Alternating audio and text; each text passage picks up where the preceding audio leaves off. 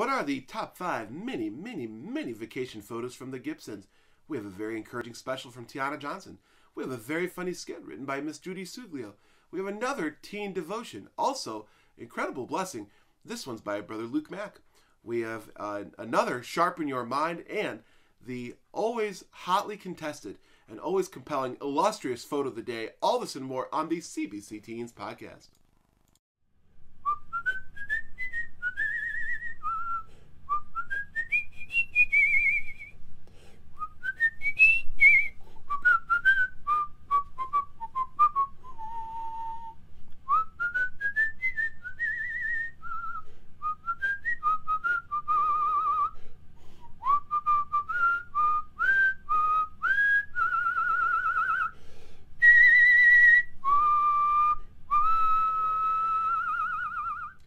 Welcome to the CBC Teens Podcast. My name is Brother Sam. I hope you're having a wonderful time at home, and I hope you're still thinking about this last drive-in service that we have this past Sunday. That was a lot of fun. Great to see everybody. We meet 3 times a week here at the podcast, Sunday 10 a.m., Wednesday 6 p.m., Friday 6 p.m. That is for even running on time. We're on Instagram, Facebook, YouTube, and Twitter, and all other fine social media platforms. Actually, just those 4. We only ask if you could please like us, love us, leave us a comment below, and subscribe. So, for our top 5 today, we are doing the top 5 mini vacation photos from the Gibsons. Now, the Gibsons actually planned a hiking trip, and before everything really started to shut down completely, we're able to take this pretty neat trip. And actually, while they were on the trip, still things started to progressively shut down more. But they took a trip hiking on the Appalachian Trail. And Rusty and Reagan had sent me these photos with some captions that accompany some of these shots here. So I'm going to read directly from these. We took a 4-day and 3-night hike on the Appalachian Trail. Boy, look at the weather. That is really something. I like those hiking backpacks. Those are pretty cool. During the hike, we got to experience great changes in the climate as well as the terrain. So, I mean, if you look back at that last picture, there's some snow on the ground. And now it looks like a normal hike. I can only imagine what this is doing to somebody's allergies and their pressure in their face. One day it was hot and sunny, and the next it was overcast with ice falling from the trees. Overall, it was a wonderful time to reflect on God's beautiful creation, as well as bond with my best friend Reagan. So I'm assuming Rusty was writing this, and my dad. Thank you, Dad. Also, during our last day, we were informed that the trail closed to all new hikers due to the virus. Praise God that we got to hike before they closed. And look at these guys on top of the world. My soul. Very cool. Very cool. So lots of fun. So I mean, if you've been doing something very cool with your time on this time of quarantine, I encourage you, take 5 photos, give us 5 captions. We'll put it in the top 5. And it's just nice to be able to kind of catch up with each other, see what's going on. So that's been really pretty cool. I've really enjoyed that. At this time, we have a very funny skit written by Miss Judy Suglio. Take it away. Good evening, CBC Church family. We just wanted to take a few moments and let you know that we love you. We miss each and every one of you and have been praying for you daily. Also, as I'm sure many of you have probably been wondering, what has the Suglios been doing with all their extra time since the Spring Spectacular and all the other church outreach events have been canceled? Well, let me tell you guys, every single one of us has absolutely loved all of the extra family time that we've been able to spend together every day, right guys? Yep. As you know, my husband's a very organized and efficient person. And with our chores, he has taken the time to show us how to do it correctly. And he's even showed us how much time should be allotted for each task. And he makes sure to let us know when we have overrun the time allotted to complete these tasks.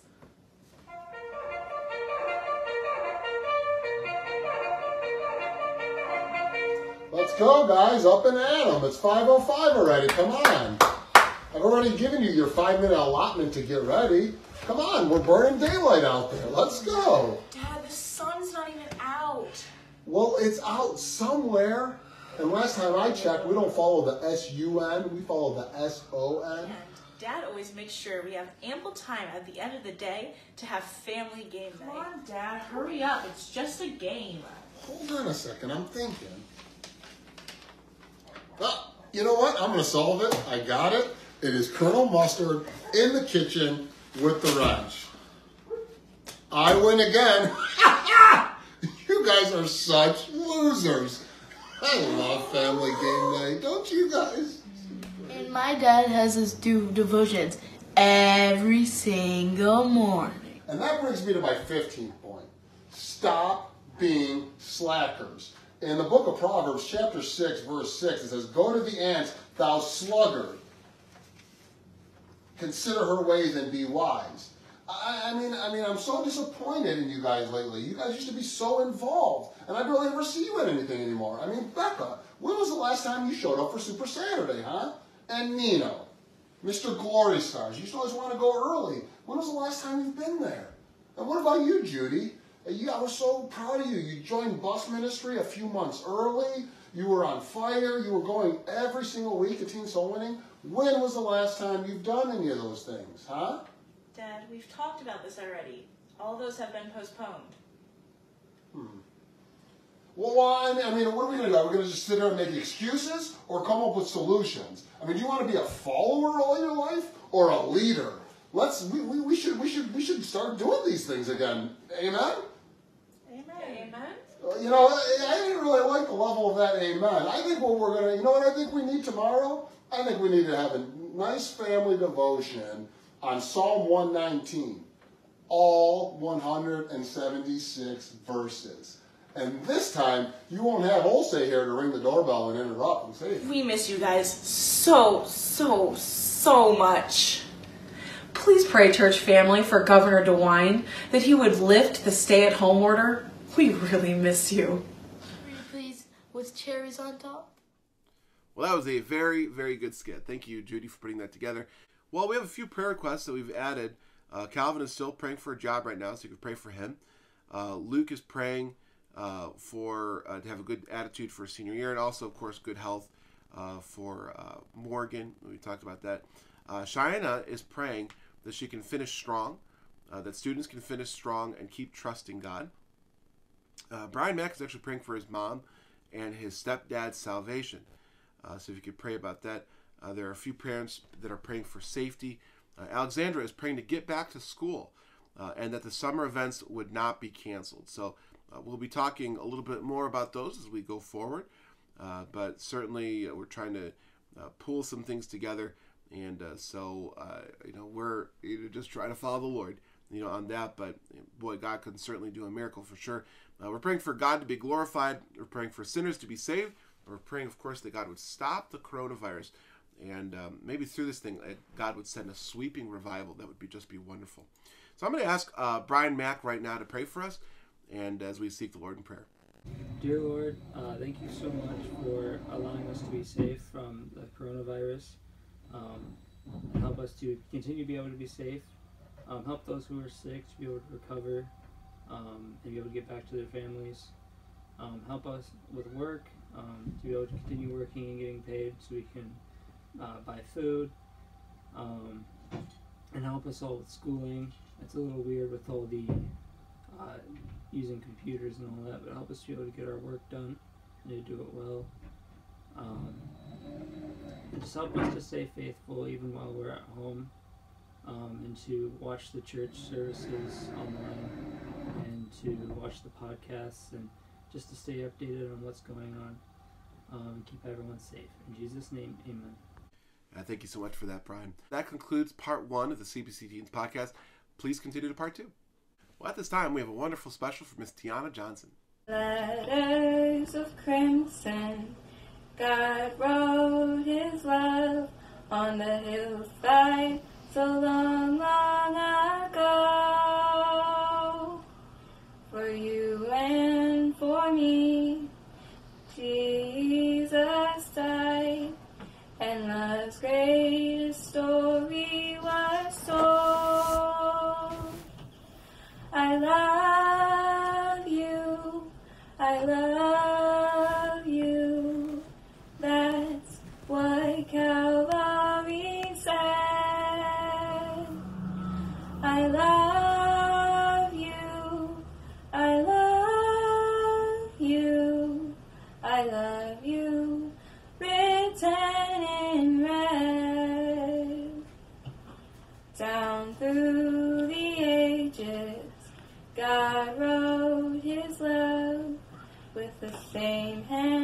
that suffered and bled, giving all that he had to give, a message so easily read.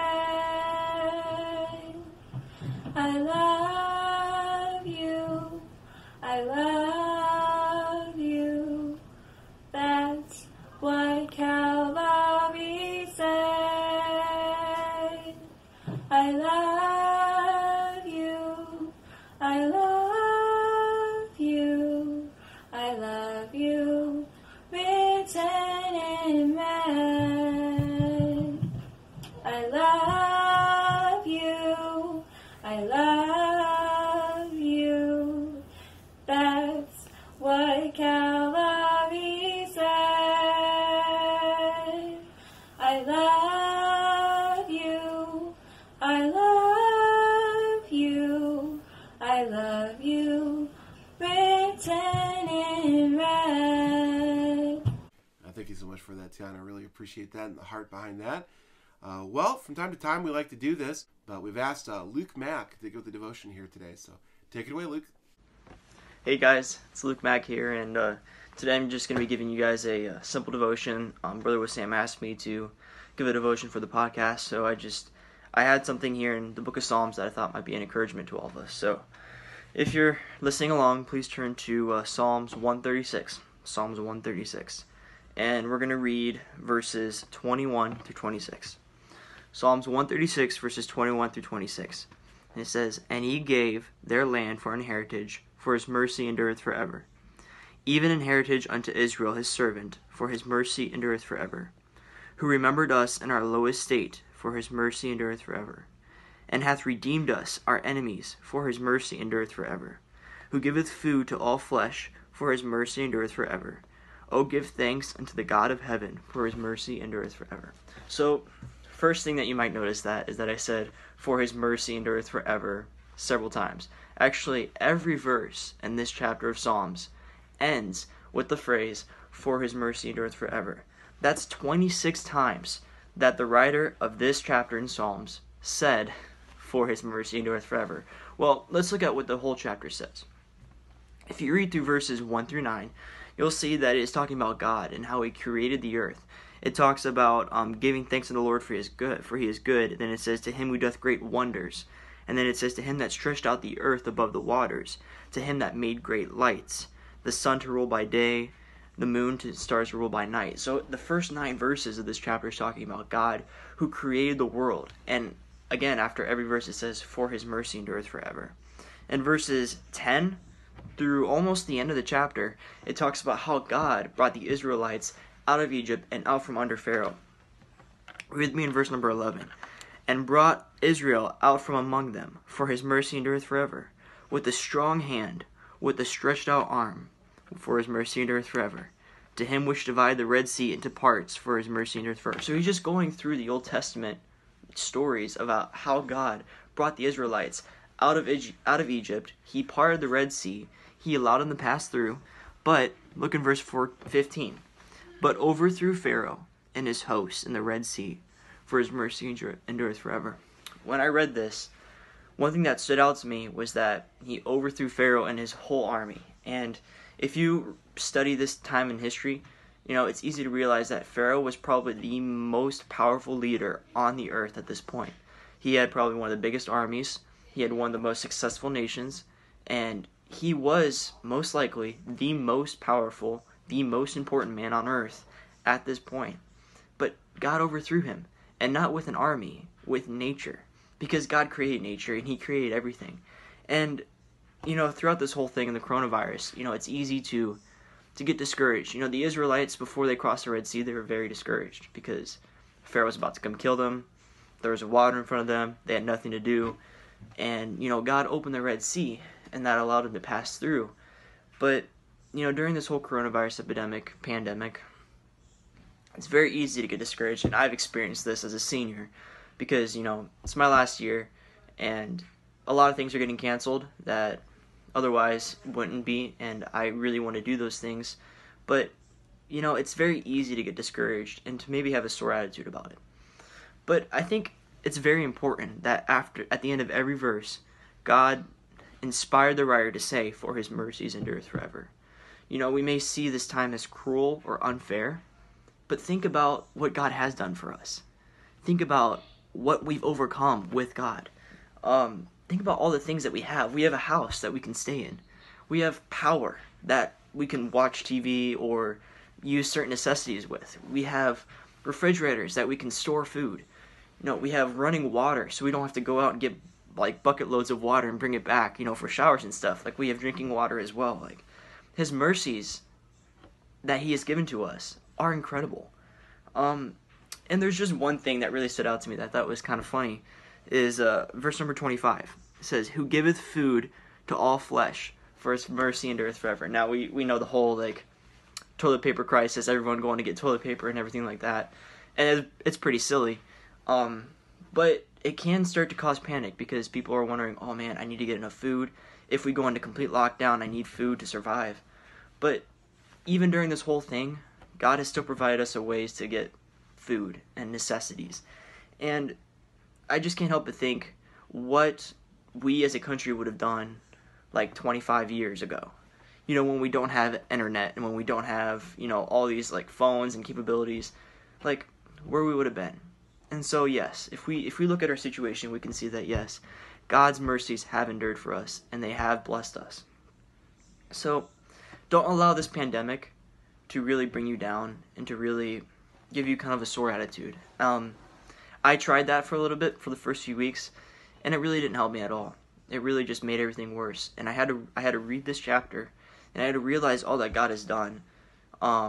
You know, just creating the world and giving us everything that we need to live and survive, and the means by which we can communicate with others and see each other's face. We can't forget the things that he's done for us, because he is good and he has shown his mercy to us throughout this whole pandemic. So I pray that this is an encouragement to you, and I hope that, you know, as this pandemic goes on and more things will most likely get canceled, that you'll just remember the end of every verse in this chapter, all 26 of them, that which says, his mercy endureth forever. He does care for you, he does love you, and he is providing for you. Well, that was such a blessing. Thank you so much for working on that, Luke. And I know that it takes a lot of work to do things like that, especially lots of courage. And so thank you for trusting the Lord and going forward and doing that. And it's a good reminder for all of us. And so I encourage you, if you get an opportunity, tell some of these folks that have served today, tell them that you've appreciated it and that it's been a blessing. Well, how to stay sharp so that your mind doesn't go into a state of atrophy in this time of quarantine. How many pictures can you find, courtesy of E.G. Minds? All right. And the answer is the whole picture is a penguin. Wow. Now that is cool. What about number 2? A boy leaning onto the wall. A boy leaning onto the wall. So it looks like his knee is jutting out there. And then, of course, how could you not have seen this? Abraham Lincoln himself. President Abraham Lincoln. Sorry.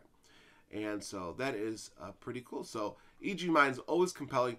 Will you be able to wow us again with your intellect? And he will. My soul.